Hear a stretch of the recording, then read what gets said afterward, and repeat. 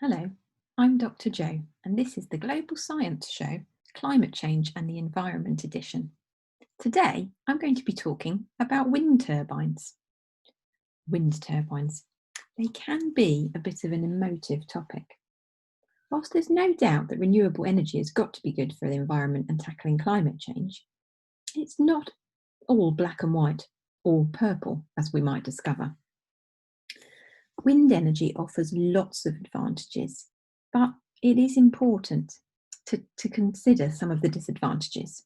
It's a really eco-friendly way of making energy, but it does have high upfront costs and investment, lots of carbon footprint involved in manufacture and transport, and they're not all that reliable or effective all of the time. Wind is inconsistent.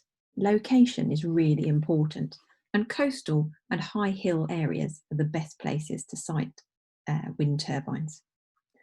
It's also important to consider the concrete involved in manufacturing and siting wind turbines and the carbon footprint that this enormous amount of concrete has. Wind turbines are also not all that popular with people. They can be a visual eyesore, but also the problems with wind pollution and vibrations.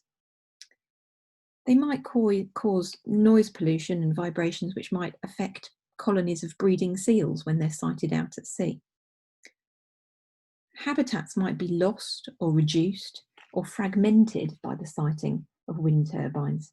And there's also the safety hazard aspect to consider if they're near where people live. One other issue with wind turbines is that they seem to be associated with a higher mortality of birds and bats, which can be hit by the high velocity wind turbine blades. Insects seem to be attracted to wind turbines, which in turn lures in these insectivores, the birds and the bats that eat the insects, and then they can be struck by the blades. It may simply be, however, that the wind turbines are just the wrong colour. Wind turbines are usually painted white or light grey to make them appear as unobtrusive as possible against the sky. Wear a white t-shirt on a summer's day and you'll soon find yourself very attractive to flying insects. I also feel for my fellow yellow team members on school sports day.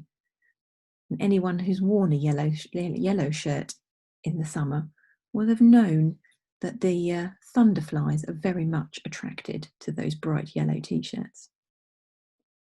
Scientists at Loughborough University conducted a study to compare the different colours positioned near a wind turbine. They wanted to see if there was any difference in the number of insects attracted to each colour, including white, light and dark grey, sky blue, red and purple. Scientists were surprised to discover that paint colour could be having such a major effect on attracting insects. The red, blue and dark grey colours were least attractive to insects, and the common turbine colours of white and light grey attracted lots of insects, surpassed only by my childhood sports day yellow. Purple attracted the smallest number of insects. The ultraviolet and infrared components of the colours, which insects can see but humans can't, are also involved. And the heat that turbines produce may also be playing a part. So it might not just be quite as simple as painting every wind turbine purple, but it could be a very cost-effective solution to ultimately protect more birds and bats. So have a think about what colour turbines you see next time you spot some. Thanks for watching.